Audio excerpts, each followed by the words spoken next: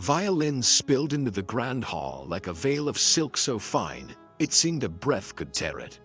White roses bordered the aisle, ribbons fell from the soaring ceiling and swayed in the hush of the air conditioning. A wedding built for magazines, for numbers, for polished congratulations. To a passerby, it would appear to be the happiest day of the bride's life. Layla Hart stood in the dressing room, separated from the stage by one marble wall. She stared at her reflection, skin flawlessly powdered, lips a soft pink, a veil trailing her shoulders, the mermaid gown sculpting every line perfection, so exquisite it felt unreal. But in her eyes, a thin seam of fear stretched tight, ready to split.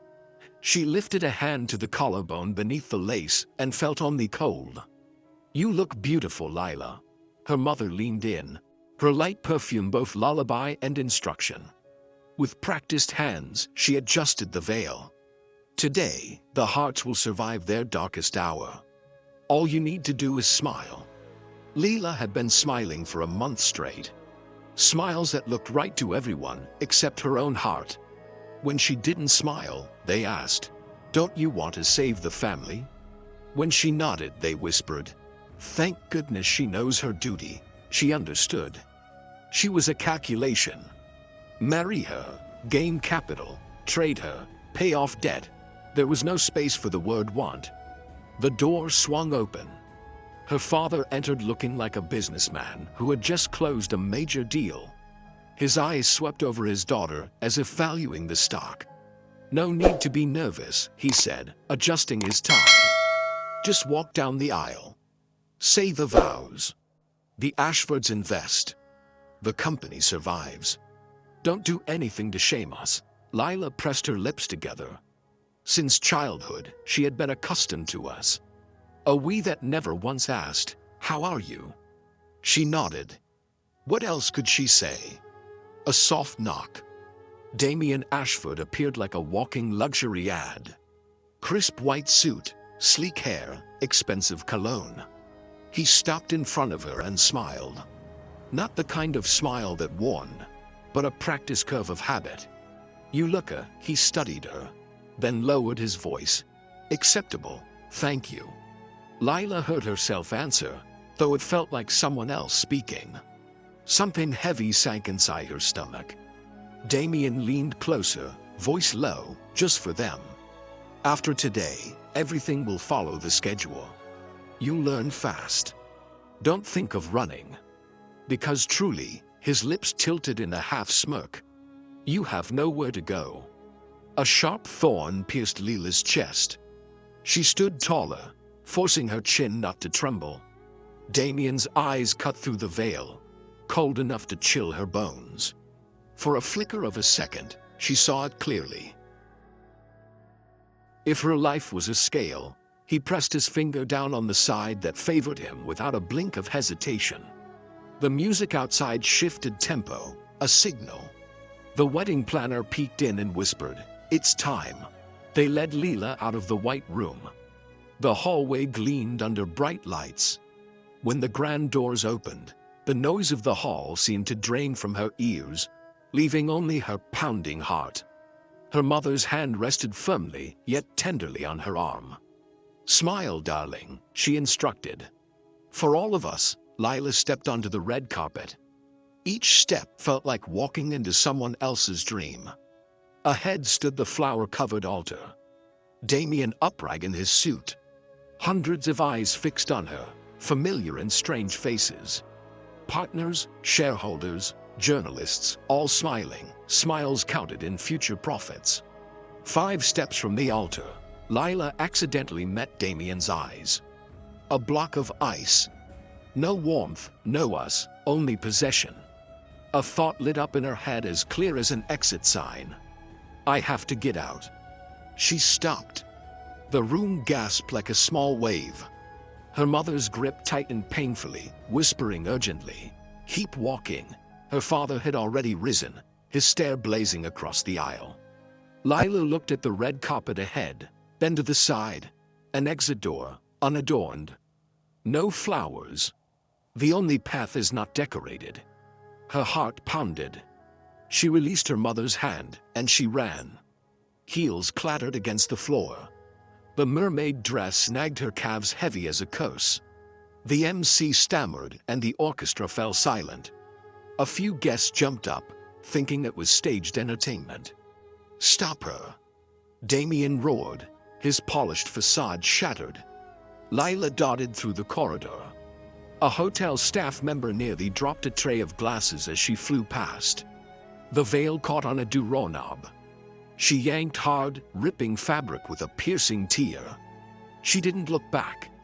Every second meant the hounds behind gained another step. The side door burst open. Night crashed over her like a bucket of ice water. No real water. Rain hammered her shoulders, her hair, her carefully powdered face. The veil clung to her back, the lace gown drinking rain until it armored her body. Leela inhaled sharply, the metallic taste of panic on her tongue. She sprinted along the sidewalk, shoes slipping on wet pavement. Behind her, heavy footsteps gave chase. Guards loyal by the hour, by the paycheck. "Miss Hart!" One shouted, "Stop!" She veered into the parking lot. Yellow lamps cast just enough light to see slanting streaks of rain, the smell of gasoline, wet asphalt. She wove between car hoods, clutching mirrors as if they were fragments of reality. God, if there's anywhere at all. The footsteps closed in. She held her breath, pressed herself against the side of an SUV, heart thundering. For a second, she imagined what would happen if they caught her. A closed-door lecture, a scolding, the wedding rescheduled, vows read like contracts, a life locked inside a business agreement number. She bolted from the SUV, dashing toward the lot's exit. The road opened like a black river. Streetlights dotted dimly. Rain stung her eyes. She stumbled into the street just as an old truck turned the corner. A blaring horn, tires shrieking on wet asphalt, water spraying up in a silver arc. The truck halted inches from her. Leela froze, hand clutching her chest. From the cab, the window rolled down. A face appeared under the glow of the streetlight, angular, composed, eyes so deep they gave the rain its rhythm. "Are you insane?" The man's voice was rough, coarse, not from anger, but from someone used to speaking little. Lila needed half a second to remember to breathe. Behind her, footsteps approached again. She turned and saw two guards emerging from the lot. Time was running out. She leaned toward the truck, knocking on the wet window, her hand trembling. "Please help me. I'm begging you." The man studied her. His eyes were like those she knew from parties. No weighing, no forcing, no saving. Just calculating whether to let a stranger into his small world. 1 second, 2. Lila heard her heart beat louder than the rain. A taxi sped by, splashing water over her gown. She must have looked ridiculous. A bride in a soaked mermaid dress, knocking on an old truck in a storm, like knocking on the door of fate itself. If it weren't her life, she might have laughed. The door unlocked from the inside. "Get in," Layla didn't ask twice. She gathered her dress, slipped into the passenger seat, rain pouring onto the floor mats like spilled guilt. The man frowned, grabbed a flannel shirt from the back seat, and tossed it at her. "Cover up, you'll catch a cold." "I thank you." She stammered. "Seat belt." He shifted gears. The truck rolled forward. They vanished from the hotel like a shadow. In the rear-view mirror, the guards rushed into the street, looking left and right, then disappeared into the curtain of rain. Layla clutched the shirt, its coarse warmth against her chilled skin. She sat upright, polite, then realized posture didn't stop her trembling. The truck wasn't fast, but steady, its engine humming like a low song. Inside, it smelled faintly of wood, odd yet mixed with oil, clean and real. They drove in silence. Adrenaline ebbed, leaving her ashamed. She had soaked his seat and left muddy stains on his floor. "I'll clean it," she blurted. "Good," he replied, eyes on the road. Just don't sneeze on the dashboard. Layla stole a glance. Up close, his features were sharper. Straight nose, square jaw, raindrops still glistening on his cheek from when he opened the door. His eyes focused steadily on the road, patient, like someone used to long drives, like someone who knew exactly where he was going. "What's your name?" She realized too late that it sounded forward. He tilted his head just enough to reset the boundary. "Doesn't matter. It matters to me." Lila hugged the shirt tighter, voice still trembling, but now tinged with stubbornness. She had begged for a ride, but she still wanted to know who saved her. Typical Lila. His mouth twitched, exasperated, amused. He didn't say, "You just ran from a wedding, didn't you?" Lila looked down at her gown. "Yes." Then, inexplicably she laughed, a short broken sound spilling out with tears. "I must look like an anti-arranged marriage poster. At least it's convincing. No one would doubt it." The reply was so dry, Lila blinked, then laughed again. She felt a tight knot in her chest, hard for so long, suddenly loosen. The truck left the city center and entered darker roads lined with trees. Rain eased, tapping softly on the roof. Lila, who had carried the day on sheer will, leaned back, eyelids heavy, but she feared if she slept, she'd wake in another white room. She turned to him. "You can drop me anywhere. I'll manage." "Where?" he asked. "Midnight, rain, wedding dress, no wallet, no phone." "Do you have a backup plan?" Lila's tongue stuck. Her backup plan had been to run as fast as she could. Now she had, and it was empty. She bit her lip, whispered, "I just can't marry him." This time, the man didn't answer right away. Street lights cast shifting shadows across his face, thoughts weighing silently. The truck turned onto a dirt road, jolted lightly, then stopped in front of a small wooden cabin hidden behind pines. He cut the engine. Suddenly, the world was quiet again. Only the rain on the tin roof and Lila's hesitant heartbeat. He turned, looked at her directly for the first time. Up close, she saw the faint ring of brown around his dark pupils. Not cold like earlier, but not warm either. "Get out," he said. "You can stay here for the night." Lila pressed her lips together, nodding quickly, gathering her gown to step out. He raised a hand to stop her. "But remember this." She looked up. His voice was low, firm, each word hammered into the night. "I'm only giving you one night." The wooden cabin nestled deep among the pine trees, glowing with warm yellow light like a tiny oasis in the night rain. Adrian pushed the door open and stepped in first. Layla trailed after him, her soaked heels squelching loudly against the wooden floor. Inside was so tidy it felt almost foreign. Shelves lined with books, a dark wooden table, an old sofa draped with a wool blanket, and a small kitchen with only a few essentials. Nothing luxurious, nothing polished, but Layla felt an unfamiliar wave of peace wash over her. Something she had never known, not even in her family's sprawling mansion. "Take those damp clothes off, or you'll end up sick by morning." Adrian's brow furrowed as he dug through a wooden cabinet, pulling out a clean towel and a loose bundle of clothes, an old flannel shirt and gray sweatpants. He tossed them toward her with a faint frown. "Strange. I don't keep women's clothes here." Clutching the clothes to her chest, Layla's eyes brightened. "Thank you, really. Thank you." She wanted to say more, but Adrian had already turned away, gesturing toward the small bathroom door. "In there. Hurry and change." 15 minutes later, Layla stepped out, her hair still damp but dried as best as she could with the towel. The oversized outfit hung off her frame, making her look fragile and out of place, yet at least she was no longer dripping wet. She hesitated before speaking. I'm Layla Hart. I guess you already know I'm the runaway bride tonight." Adrian glanced at her briefly, his expression unreadable. "My name doesn't matter. Just consider me a passing stranger." Layla managed a weak smile. His words were curt, Yet the towel, the clothes, the shelter from the rain, those said something else entirely. Adrian pulled a wool blanket from the sofa and spread it across the floor. "You sleep here. One night only.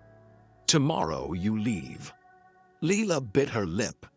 He repeated it again, as if drawing the line twice over. Still, the old sofa felt like the softest bed she'd ever had.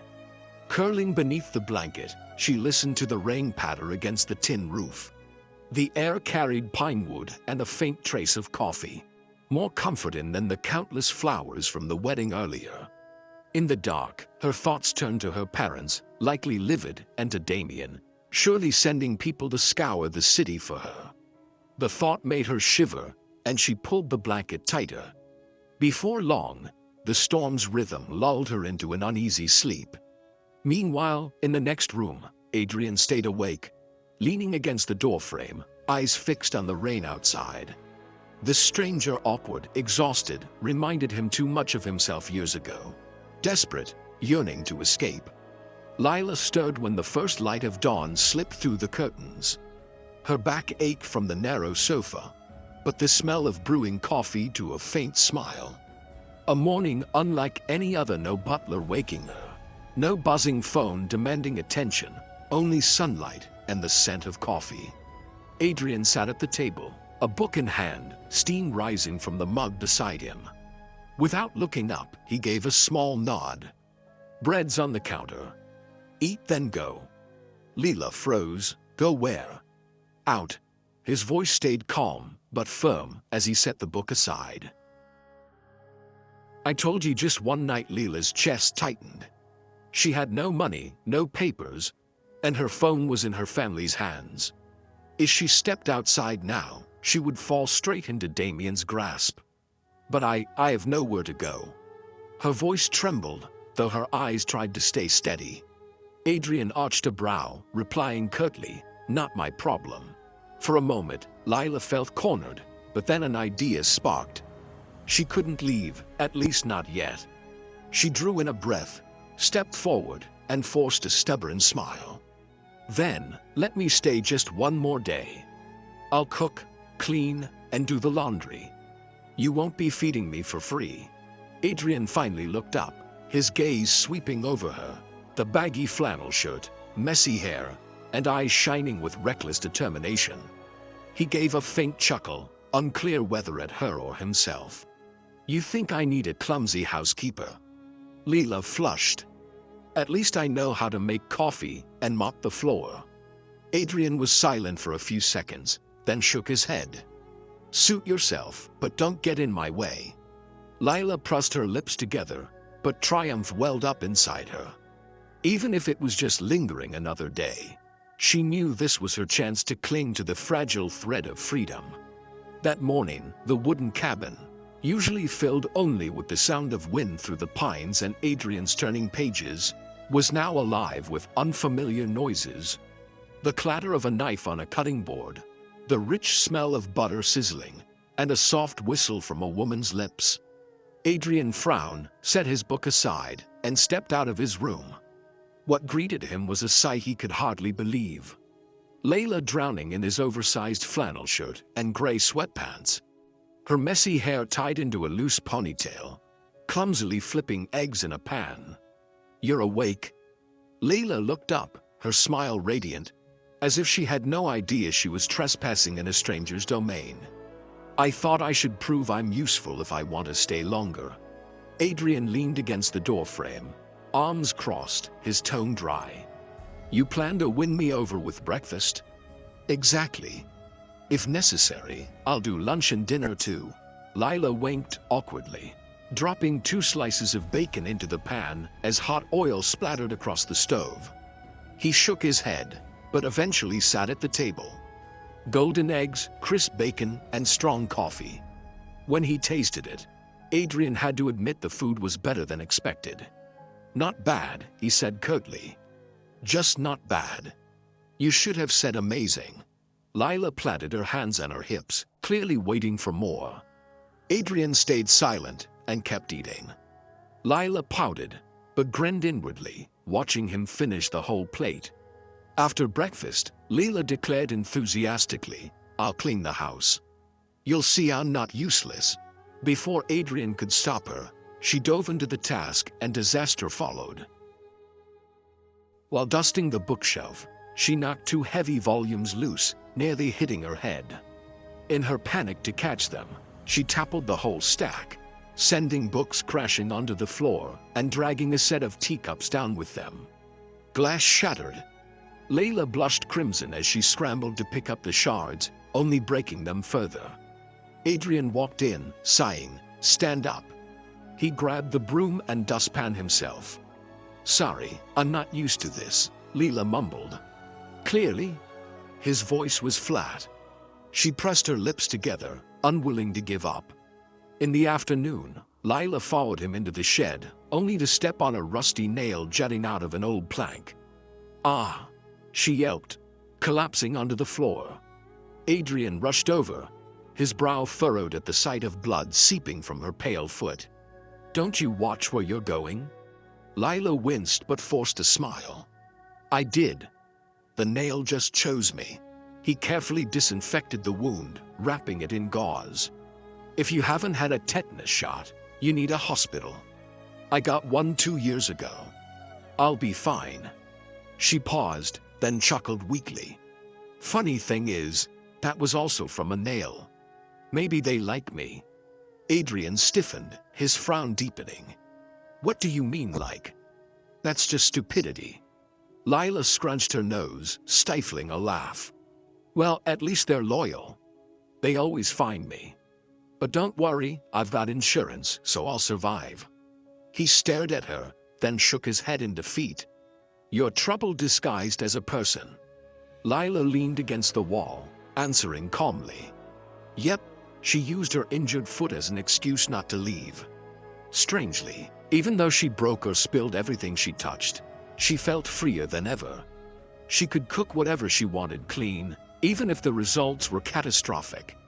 But these were her choices.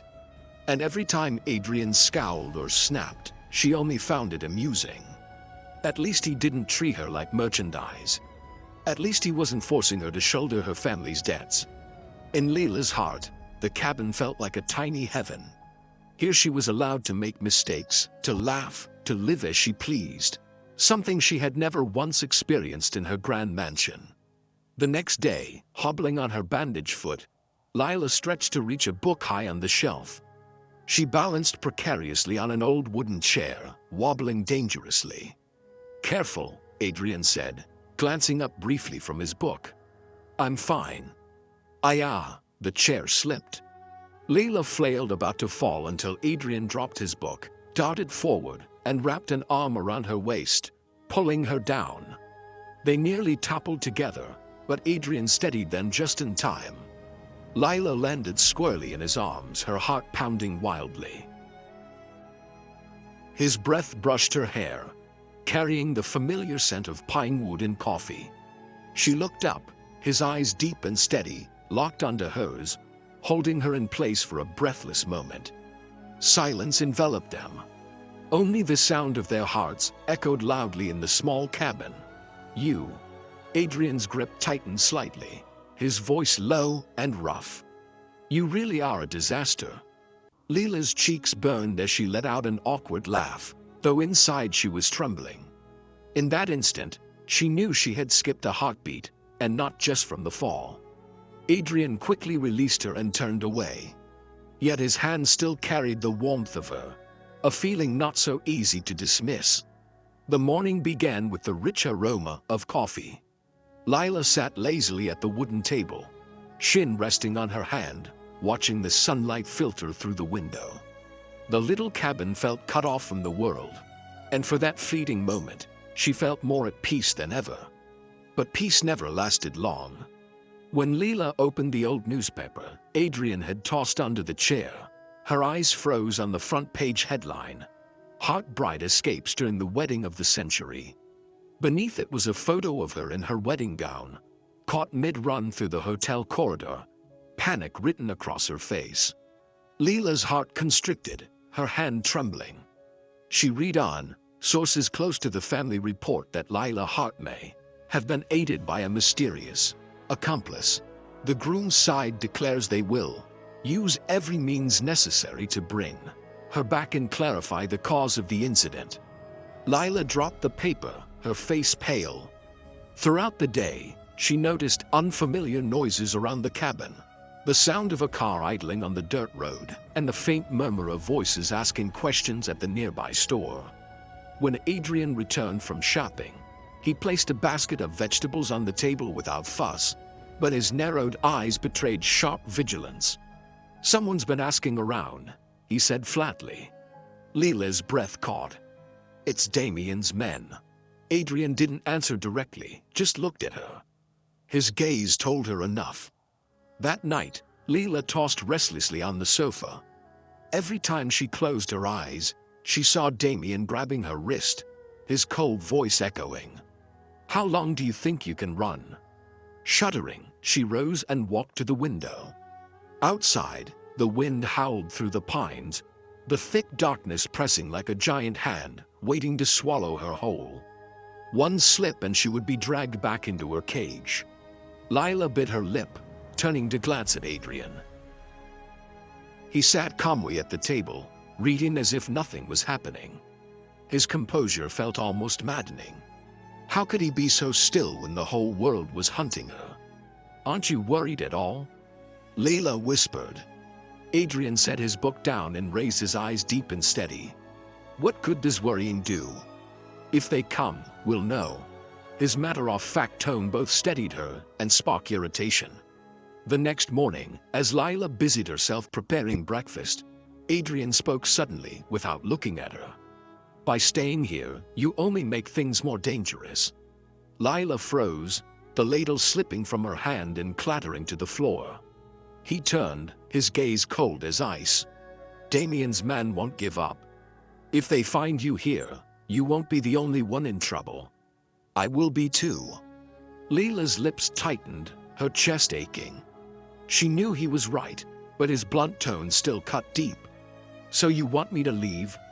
Her voice trembled. Adrian was silent for a long beat before turning away. "I want you to understand this place isn't heaven. It's only a stopover, and every stopover has shadows lurking outside." That afternoon, as Lila hung blankets to dry in the yard, she caught sight of a distant figure half hidden among the trees. Her pulse spiked. She yanked the curtains shut and rushed inside. Adrian emerged from his room, catching her frightened expression. He didn't ask questions. He simply locked the door, then stood at the window, his eyes gleaming with rare tension. In that instant, Lila realized he wasn't indifferent at all. He had been vigilant from the start, just unwilling to let her see it. She sank into the sofa, hugging a blanket to her chest. Outside, darkness thickened. Inside, Adrian stood like a silent wall. And in that moment, Lila felt both terrified and faintly safe, because no matter what happened, she was no longer alone. Morning in the small town unfolded with the chirping of sparrows and the faint scent of pine resin drifting in the mist. On the porch roof, raindrops from the night before still clung together like strands of glass beads. Adrian propped a ladder against the shingles. An old baseball cap pulled low, a box of nails, and a hammer in hand. "The wind lifted the shingles," he said simply. "They need pinning down before it rains again." Lila shaded her eyes, looking up. "What can I do to help?" "Hold the ladder and don't climb," he replied, voice calm, but firm like a safety regulation. "Got it. I'll just hold the ladder." She smiled silently, praying not to turn ladder holding into a national disaster. Cool winds swept down from the forest. Adrian climbed smoothly, movements efficient and steady. He lifted the shingle, spread roofing tar, drove the nails in a clean rhythm, hammer strikes precise like a metronome. Lila found herself watching closely. Part curiosity, part, though she hated to admit it, admiration. He worked as though he had done this all his life.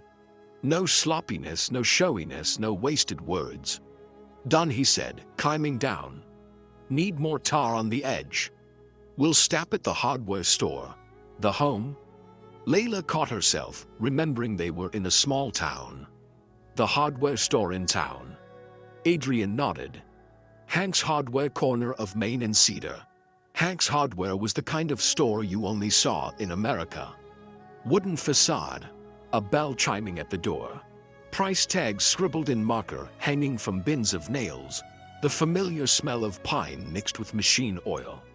An older man with a silver beard and a leather tool belt glanced up and grinned. "Morning, Adrian. What'll it be today?" "Roof tar, a box of shingle nails, and motion sensor lights." Adrian answered without hesitation. Hank's eyes flicked curiously to Lila, then softened into a kind smile. "New friend." Lila pressed her lips together, heart racing. Adrian's reply was even. "She's helping me with the house." "Good on her," Hank chuckled, pulling a basket.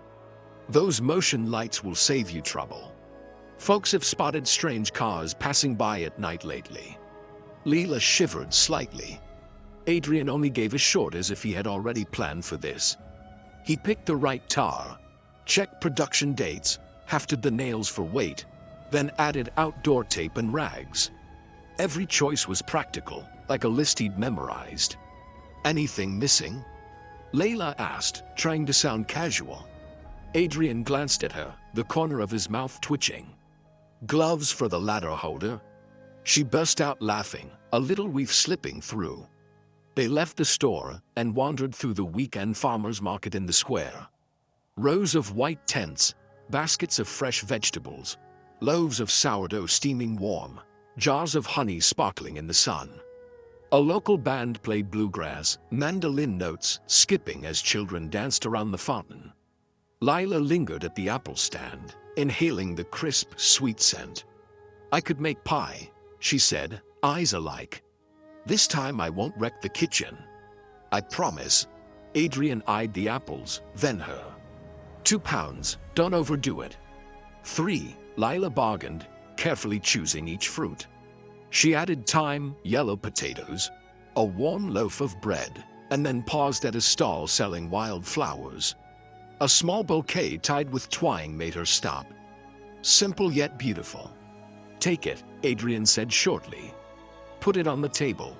"You're encouraging me to splurge," Lila teased, though her eyes softened. For the first time since fleeing the wedding, she felt herself blending into ordinary life, picking apples, bargaining over flowers, listening to music in the open air. No one stared at her like a scandal headline. No one spoke the name Hart with calculation. Its simplicity struck so deeply it made her throat tighten. On the way back, Adrian drove slowly along the tree-lined street. The barber's pole spun in red and white. A diner's sign announced pecan pie today. The American flag rippled in front of the brick town hall. The town moved at its own rhythm, unhurried, like a film still, people waving across the road, lives unfolding with the seasons. Lila held the bouquet in her lap, eyes fixed on the view drifting past the window. "If only I could stay here forever." Adrian said nothing, only flicked on the blinker and turned down the dirt road that led to the cabin. That afternoon, they worked side by side spreading tar along the roof's edge, installing motion lights on the porch and in the backyard. Adrian measured carefully, drilled straight, tightened each bolt with precision. Layla stood close, passing tools when he asked. Her small contribution, but one she gave her full attention. "Drill," he said. "Here," she replied, handing it like a nurse in an operating room. Adrian glanced at her, expression unchanged, though his eyes had softened. When the work was done, they sat together on the steps, sipping lemonade as the sun sank behind the pines, streaking the sky with orange and violet. Layla pushed up her sleeves and lifted her face to the breeze, lighter than she had felt in years. Today, she had lived an impossibly ordinary day, holding ladders, buying apples, installing lights. Mundane to most, but to her, a treasure. "Tonight I'll make roast chicken with thyme and potatoes," she said, her voice brimming with excitement. "And apple pie for dessert." Sounds decent, Adrian replied, as though the words had cost him effort. By nightfall, the cabin glowed with warmth. The scent of roast chicken, melted butter, thyme, and fresh pie crust filled the air. Leela set a plate before Adrian, anticipation shining in her eyes. He took a bite, gave a single nod. "Not bad," he said. "Pretty good," she pressed, waiting. His slight pause was answer enough. Leela's grin stretched wide, victory brightening her face. They ate in easy silence, the radio playing country music low in the background. Outside, insects droned like a summer chorus. Near midnight, as Lila rinsed dishes, the porch motion light flicked on. A sharp glow cut across the yard. She froze, hands suspended in the soapy water. "Adrian," she whispered. He switched off the radio and listened. The cabin seemed to hold its breath. Another light snapped on in the backyard. Then came the faint crunch of gravel, a sound only someone who knew the woods would recognize. Adrian gestured for her to stay back, grabbed a heavy flashlight from the drawer, and reached for his phone. "Call 911 if I say so," he murmured, crisp and steady. He opened the door, stepping onto the porch with deliberate poise. Flashlight low, beam sweeping across the grass. Measured, commanding. "I see you," Adrian called, voice carrying firmly. "This yard has cameras. You're being recorded. This is private property. You're trespassing. Leave now." A figure froze at the tree line, caught in the light. "I'm just lost," the man said, voice strained. "Lost?" At midnight, walking along someone's fence, Adrian angled the beam to ankle height, blinding from below without direct glare. "Turn left. Take the dirt road back to Maine. Otherwise, I call the county sheriff." Inside, Lila stood behind the curtain, phone clenched tight. She heard how Adrian laid each word, not threatening violence, not shouting, but crystal clear in law and authority. Private property, cameras, the sheriff, calm but skilled, far beyond the way ordinary neighbors would handle it. The man hesitated, then turned away. Adrian kept the beam steady, tracking shoes and steps. "Don't try again," he said in the same tone. Only when the crunch of gravel faded did Adrian relax his shoulders, shut the door, and bolt the lock. He didn't soothe with, "It's okay." Instead, he checked every latch, reviewed the camera app, and logged the time. Then he looked at Lila. "Clear," he concluded like a professional report. Lila nodded, realizing her knees were trembling. She sank into a chair, exhaling hard. "You just handled that like a movie scene." "In movies, they don't call the sheriff," Adrian replied dryly.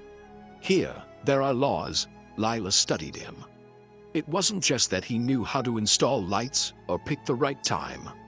It was the way he stood on the porch, speaking with so few words, yet with complete control. He had learned this somewhere. Whether in boardrooms or darker places, she didn't know. But she knew her fear had been cut in half simply because he was there. "Thank you," she said softly. "I was really scared." Adrian pulled out a chair and sat across from her. Warm kitchen light softened his sharp features. "Fear is normal," he said. "What matters is knowing what to do." Lila bit her lip, then let out a small laugh, trying to lighten the air. "What also matters is having motion lights and cameras." Hank was right. Hank's always right about lights, Adrian added with the faintest smirk. A rare sliver of humor that warmed her chest. She propped her elbows on the table, eyes steady on him. "Adrian," he raised a brow. "You're not like other people," she said plainly. "And I'm grateful for that."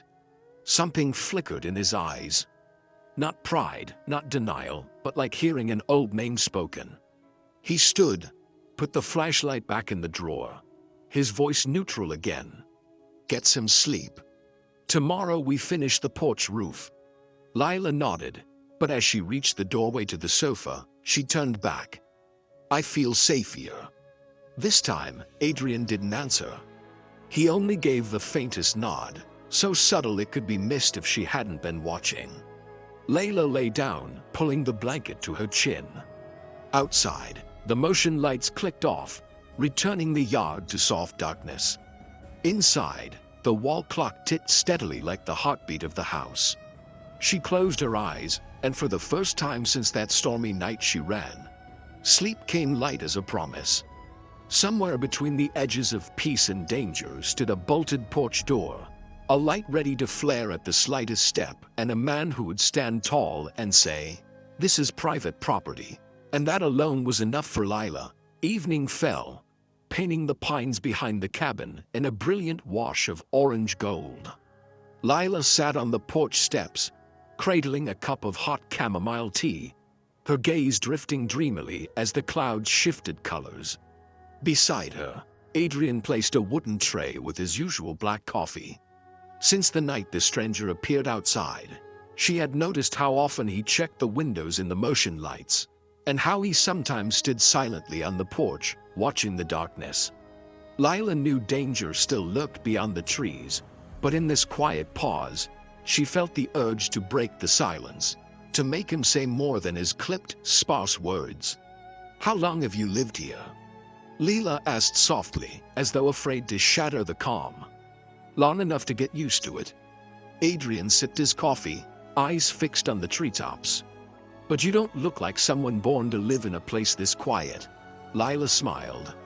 "You look like a man who once stood in front of a crowd, knowing he was in control."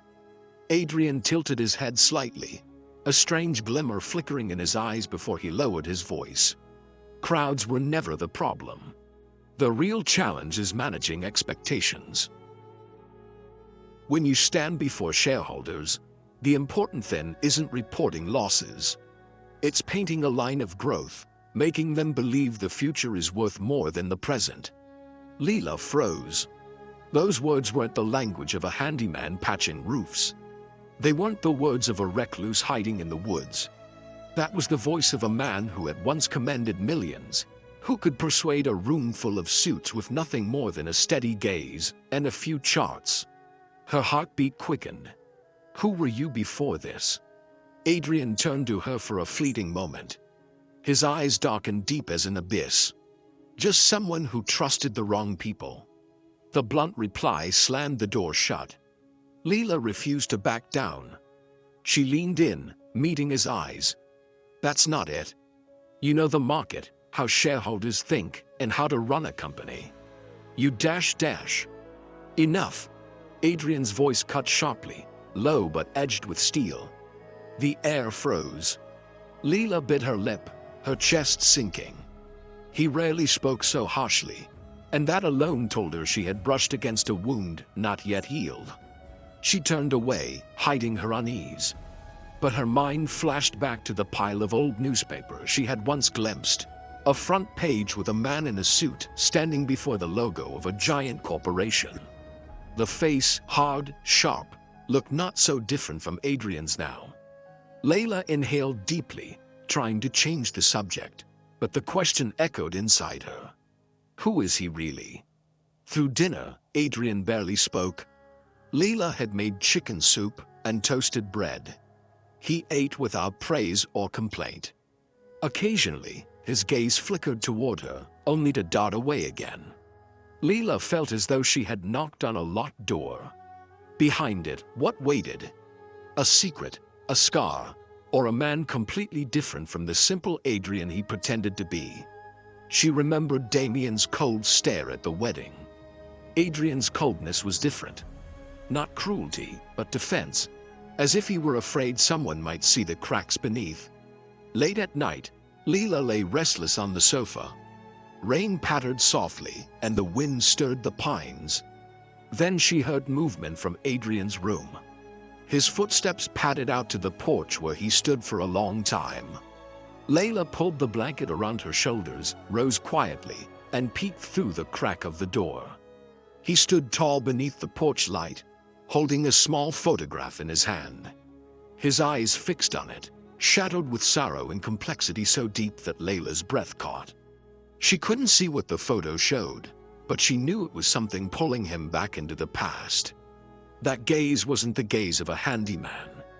It wasn't the gaze of a hermit in hiding. It was the gaze of a man who had once lost everything. Lila withdrew silently, her chest tightening. The next morning, as she prepared breakfast, Adrian walked in. He looked normal, tidier even, like the night before had never happened. "Toast?" he asked, voice steady as ever. Layla nodded, smiling faintly, but said no more. She understood now. Some doors could only be opened when their keeper was ready. And inside, she felt an odd ache of tenderness for him. This man, cold and guarded, yet carrying an unnamed pain behind his eyes. And at that moment, Lila realized she wanted to stay. She wanted to uncover the part of him he kept hidden. The part still fragile, still human beneath the armor. Noon sunlight filtered through the window, laying a pale golden glow across the living room. Layla busied herself with tidying, thinking quietly, "At least I should manage to do something useful." She gathered a few boxes piled in the corner, dusted the shelves, and rearranged the old books. When she bent down to lift a sagging cardboard box, the lid popped open, and several old newspapers spilled onto the floor. Leela stooped to pick them up and froze. On the front page of the Wall Street Journal was a photo of a man in a dark suit, sharp eyes, proud features. The bold headline read, "Adrian Vale, the promising young CEO of Ashford Group." Lila's heart lurched. She stared at the yellowed print. There was no mistaking it. It was Adrian, the man now living quietly in this wooden cabin. The man who wore flannel shirts and drove an old truck. She sank to the floor, eyes locked on the page. CEO of Ashford. That was the very conglomerate Damien bragged about. Adrian had once stood at the top of it. Questions tumbled in her mind. Why had he disappeared? How could a man who once ruled the corporate world now be hiding in the woods? "What are you doing?" The low, cold voice cut from the doorway. Layla jolted, nearly dropping the paper. Adrian stood there, his figure blotting out the light, his gaze dark and intense. I didn't mean to," Layla stammered. "I was just cleaning, and I found this." He strode forward and snatched the paper from her hands. The motion was sharp, final, like a race in evidence of the past. "Don't touch what doesn't concern you." His voice was harsh, hoarse with strain. Layla bit her lip. She wanted to ask more, to know more. But her reason reminded her she was only a guest by chance. Still, worry flickered in her eyes. "Adrian, why do you have to hide it?" He didn't answer right away. His grip tightened on the newspaper, shoulders taut. A heavy silence weighed down the room. Lila whispered gently, "You don't have to tell me if you don't want to. I just don't want you to carry it all alone. I don't think you're a failure no matter what happened." Adrian froze, her words pierced straight to the place he had buried for years. "You don't understand." He let out a bitter laugh, sharp with irony. "You couldn't possibly understand." Leela didn't move. She said nothing, only met his gaze steady, calm, free of judgment or demand. Adrian began to pace, fighting the weight of memory. Then he stopped, his shoulders trembling. "Yes, I was the CEO of Ashford Group." His voice rasped, breaking. "Once, I had everything: power, fame, admiration. The press called me the rising star of business. I thought I could change the world." He let out a hollow, bitter smile. "Until the day I was betrayed by the very people I trusted most. A forged contract, numbers twisted beyond recognition. And everything collapsed. I lost the company, my reputation, my very reason to exist. The press mocked me. Shareholders cast me as their scapegoat. No one remembered what I had tried to build." His eyes glistened, though he turned into the shadows to hide it. "So I vanished. I abandoned the name Adrian Vale. I lived like a ghost. Not because I loved the silence, but because I no longer had the strength to stand in the light." The room fell into stillness. Leela's chest ached. Before her wasn't the gruff recluse she had first met in the storm, nor the proud CEO once plastered across headlines. He was simply a man, scarred and fractured, hiding behind a cold exterior. Layla stepped closer, her voice softer than breath. "You don't have to be strong with me." Adrian trembled, his grip on the newspaper finally loosening. He gave no reply, only turned toward the porch, letting the dusk swallow his face. Layla watched him, the ache in her chest deepening. For the first time, she had glimpsed the real Adrian. Not a title, not a mask, but a man wounded, burdened with pain too heavy for one heart. Night fell, the pine forest sinking into shadow. Only the hum of insects and the flicker of the porch motion lights broke the silence. Leela curled on the sofa, trying to lose herself in one of Adrian's old novels, but her heart was restless. Ever since finding that newspaper, something had shifted between them, something fragile, suspended in the air, too delicate for either to touch. The sudden roar of an engine shattered the quiet. Lila jumped, the book slipping from her hands as headlights slashed through the window, blindingly bright. Then came the pounding at the door, loud, urgent, relentless. Adrian was already on his feet. He strode toward the entrance without hesitation. Leela followed close behind, her pulse racing. On the porch stood two men in black suits, broad-shouldered, stone-faced. One smirked, flashing a row of sharp white teeth. "Sorry to intrude. We're looking for someone." Lila Hart. Her parents are worried sick and her fiancé is terribly anxious. Leela recoiled, pressing her back to the wall.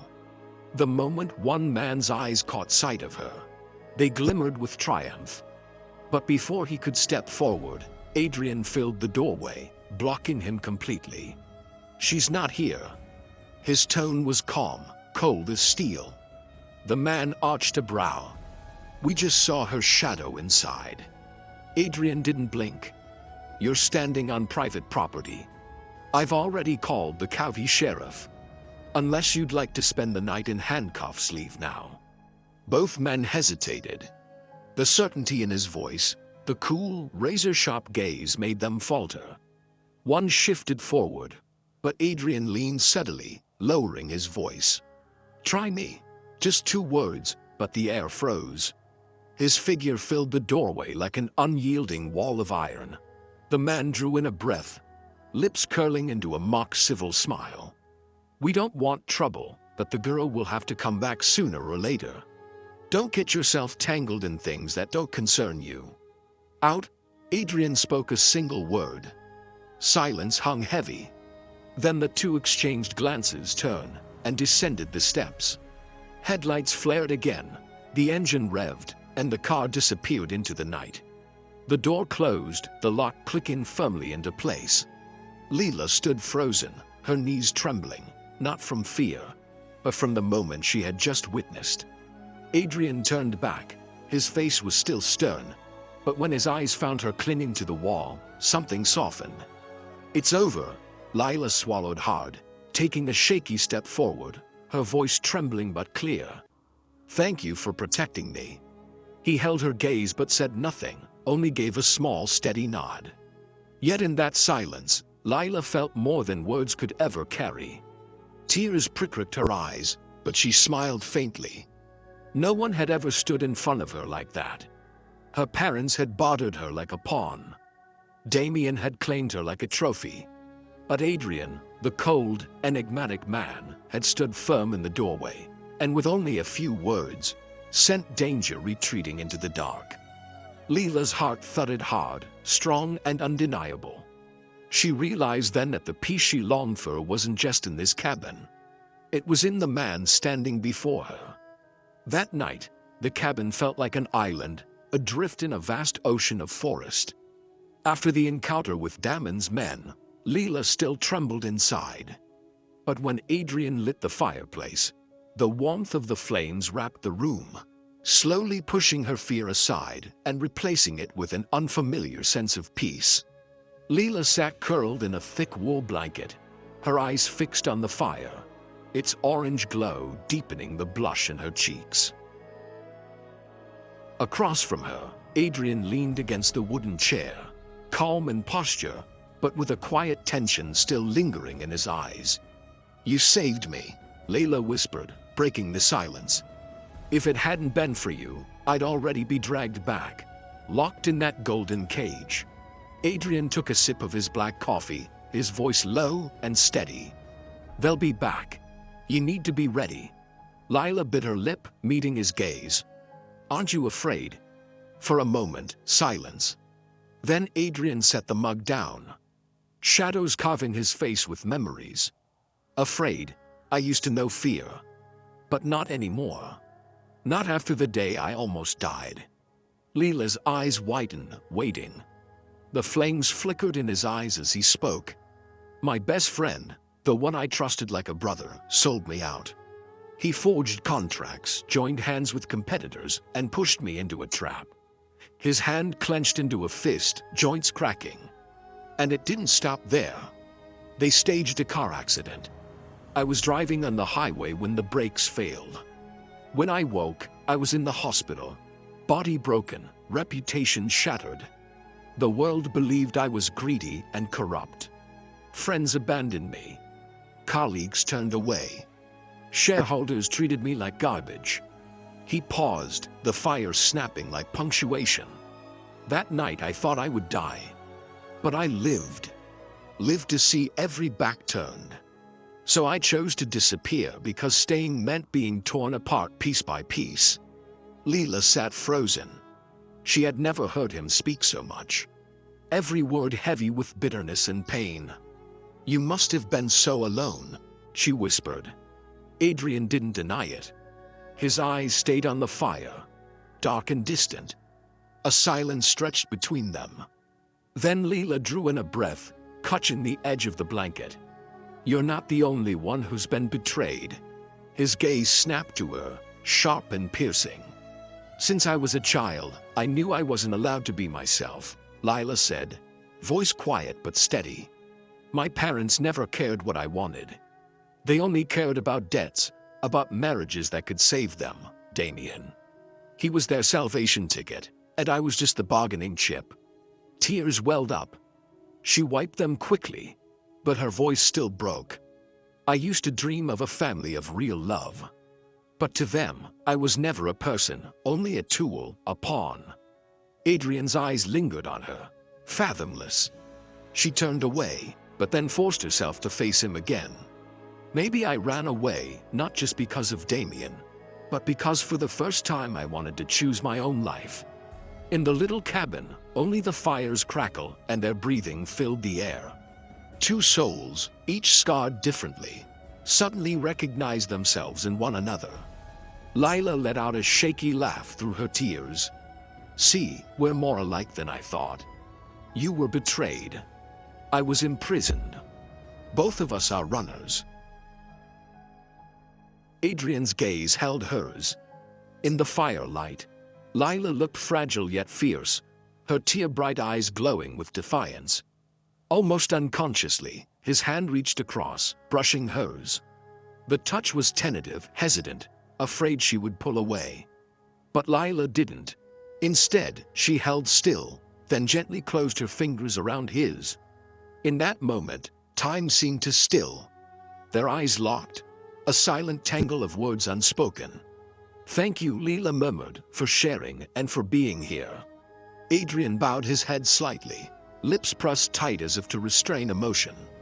Sweet words didn't come easily to him, but he didn't release her hand.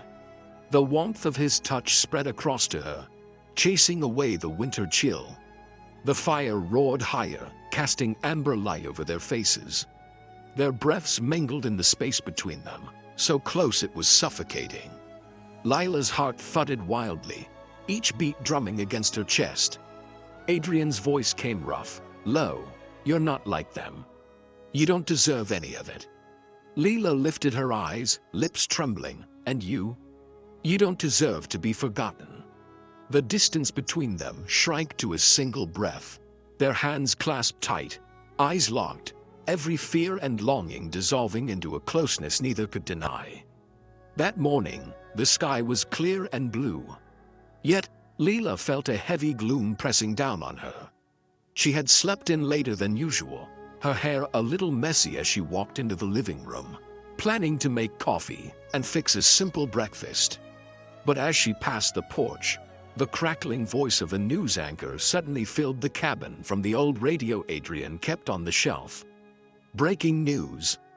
Leela Hart, eyes of the Hart family and fiancé of Damien Ashford, vanished during what was called the wedding of the century. Sources claim she may have fled with a mysterious man.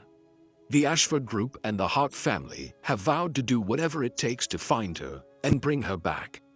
Leela froze, her whole body stiff, her heart hammered wildly, her feet glued to the wooden floor. The announcer's tone dropped lower, as if savoring the drama. Public opinion is split.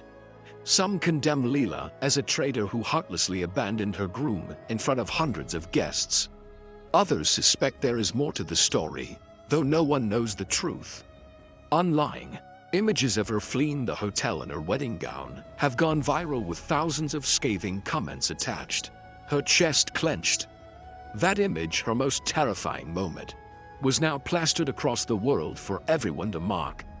Leela collapsed onto a chair, burying her face in her hands. Harsh words echoed in her head. Coward, failed pawn, worthless. A tear slipped down her cheek. She'd thought running would mean reclaiming freedom, but she hadn't understood that freedom might demand public shame. The door creaked. Adrian stepped in with a toolbox, ready to fix the fence outside. He halted when he saw Leila's red-rimmed eyes and rigid posture. What happened? Leela looked up, panic flooding her expression. The news, they know everything. The whole world is pointing at me. Adrian's brow knit. He crossed the room, listened for a beat, then calmly switched off the radio. Silence returned, broken only by wind threading through the cracks. I've made you a target, Leela whispered, voice catching. If they find me here, they'll pull you into it too. They could call it kidnapping, smear your name. I can't let that happen. Adrian leaned against the table, arms folded. His face stayed composed, though Leela caught a flicker of tension in his eyes. You've done nothing wrong, he said, firm. But truth doesn't matter, Leela cried, her voice fraying. They see an image and judge. They won't believe me, and they won't spare you. He said nothing. He knew too well what rumors and headlines could destroy. But this wasn't only about public opinion. It was about the fragile heart trembling in front of him. Leela brushed away tears and drew a shuddering breath. I have to leave. His gaze sharpened. Leave to where? Anywhere. As long as it's far from here, so you won't be dragged down with me. She stood abruptly, voice shaking but resolute. You've already done too much. I won't make you the next casualty.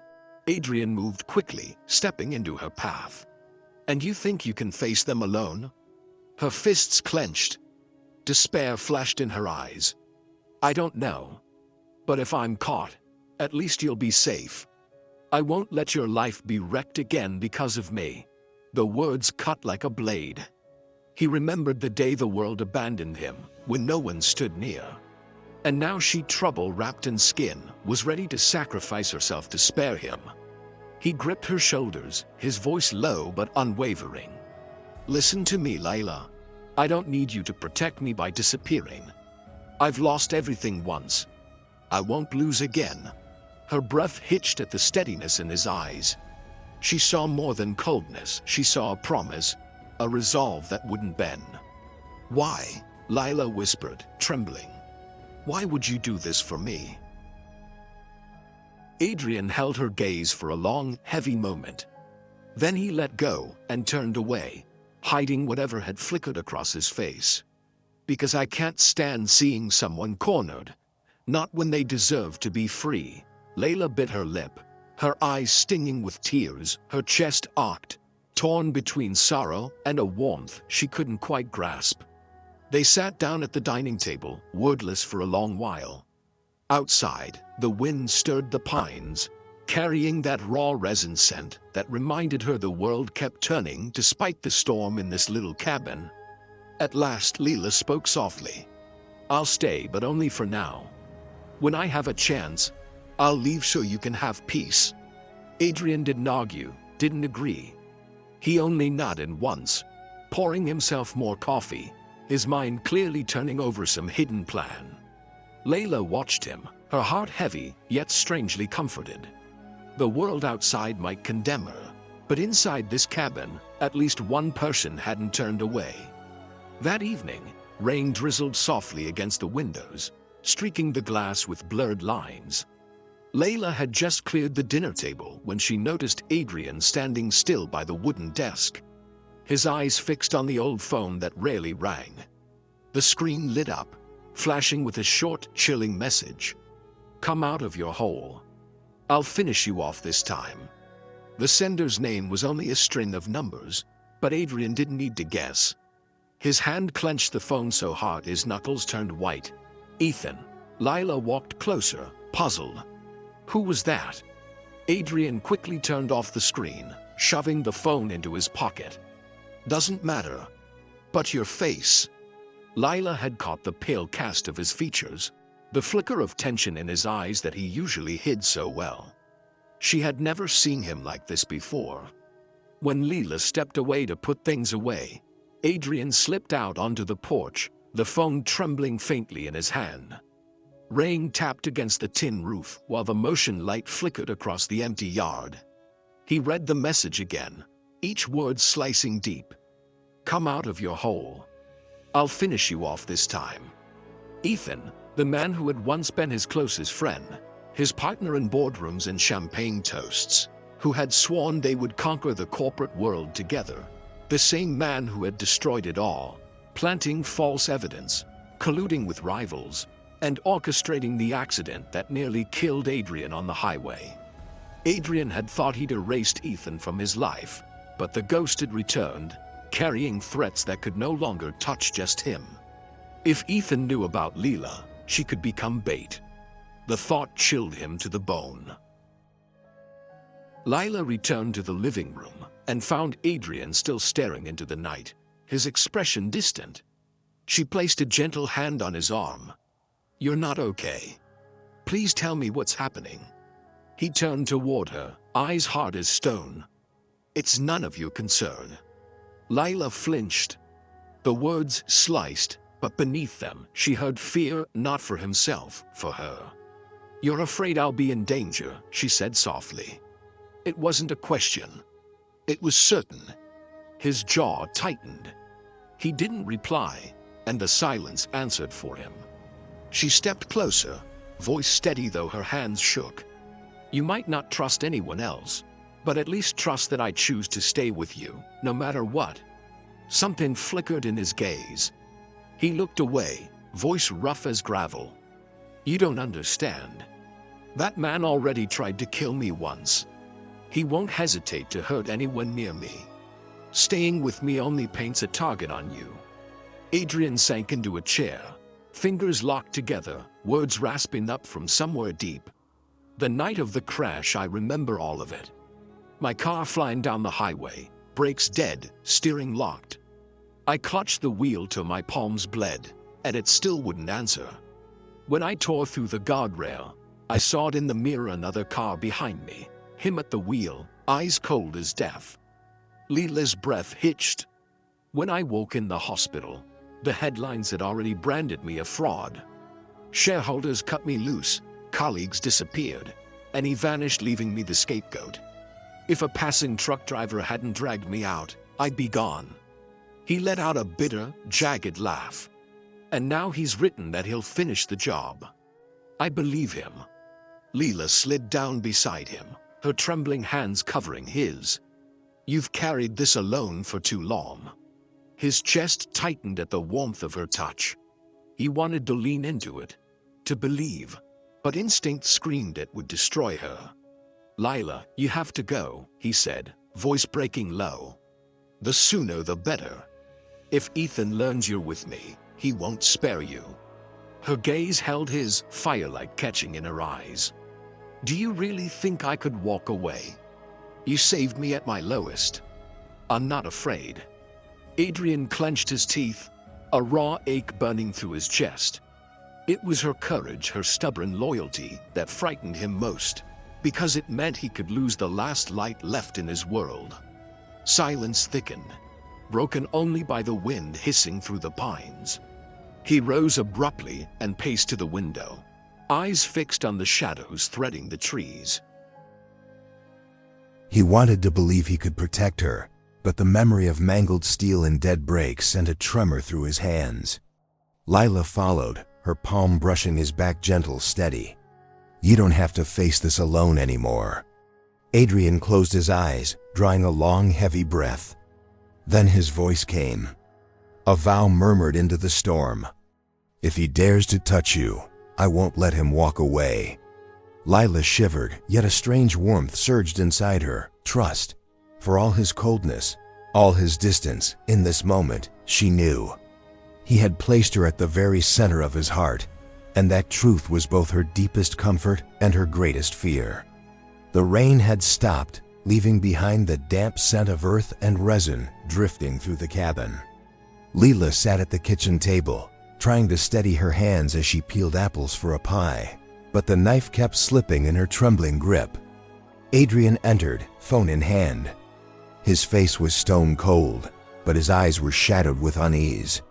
He set the phone on the table, its screen still lit with a message sharp enough to cut. "Tonight it's not just you. She's beautiful. Perfect bait to drag you out into the open." Lila's chest tightened as her heart lurched and then plummeted. She didn't need to ask. She was the bait.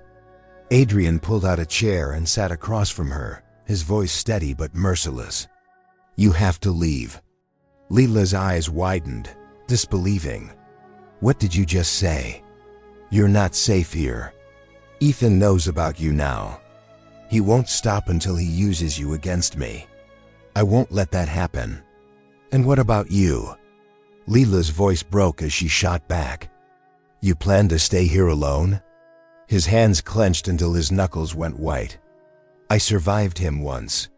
I can survive him again. But you?" His jaw tightened. "You would be an easy target." Layla let out a bitter laugh, tears spilling. "You're good at this, you know, carrying the weight of the world alone and treating me like I'm nothing. You save me and then you push me away. Do you want me to spend my life running?" Adrian didn't answer. He rose and stepped onto the porch, his gaze fixed coldly on the forest.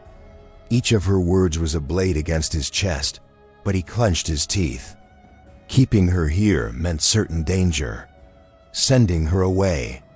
At least it gave her a chance. Lila followed, clutching the fabric of his shirt. "Adrian, don't do this. I won't leave. I'd rather face him with you than abandon you." He turned, eyes dark, voice firm. "You don't understand. Ethan won't stop. If he touches you," his voice cracked before he turned his face away. Her vision blurred with tears. His silence told her everything. He couldn't bear to lose again, but he didn't dare let her stay.